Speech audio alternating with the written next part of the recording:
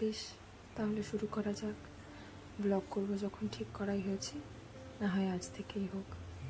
সারা রাত না ঘুমানোর পর সকাল সকাল বেরোলাম। চারিদিক জলে ভরে গেছে। 3 দিন একটানা বৃষ্টি, সারা রাত ঝিরঝির ঝিরঝির। সকালবেলা বৃষ্টি থামতে বেরোনো গেল। বাসের অপেক্ষায় দাঁড়িয়ে বেশ কিছুদিন বাড়িতে থাকার পর আবার ফেরা। একটানা বৃষ্টির পর এই রোদটায় চারিদিক যেন ঝকঝক করে উঠেছে। বাস চলল, তার সঙ্গে চলতে থাকলো সব ক্লান্তি দূর করে দেওয়া পাগল করা হাওয়া। আমিও এই মাঠ ঘাট সবুজ দেখতে দেখতে চললাম।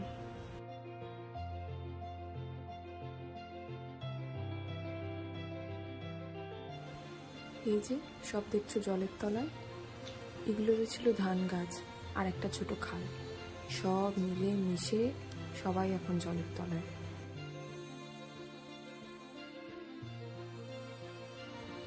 এতবার একই রাস্তায় যাওয়া আসা, এত লোকজন, কখনো কেন যেন পুরনো হয় না। এই না ঘুমানো চোখে আমি এখনো ওগুলোই মন ভরে দেখে যাচ্ছি।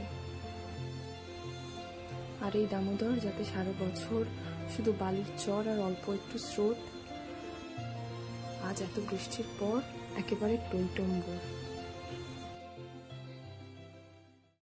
শেষে যখন কলকাতায় পৌঁছালাম, সে তো আরেক দৃশ্য। হঠাৎ যেন গাছপালা সবুজের মধ্যে থেকে গাড়ি ঘোড়া মানুষের মধ্যে এসে পড়লাম। এত বৃষ্টি, এত জল জমা, কারোর কাজে যাওয়ায় ব্যাঘাত করতে পারেনি। সকাল সকাল যে যার মতো নিজের ব্যবস্থা করে এই সব জল পেরিয়ে চলেছে কাজে। আর আমার পাড়ার এই অবস্থা। আমি তো প্রায় সমুদ্র পার হয়ে প্রায় এসেই পড়লাম ঘরে। ব্যাস, আজ আর কি, আজ তো জানলা দিয়ে বৃষ্টি দেখেই কাটিয়ে দেব। বৃষ্টি থামলে যাওয়া যাবে আরও একদিন, আরও একটা কোথাও।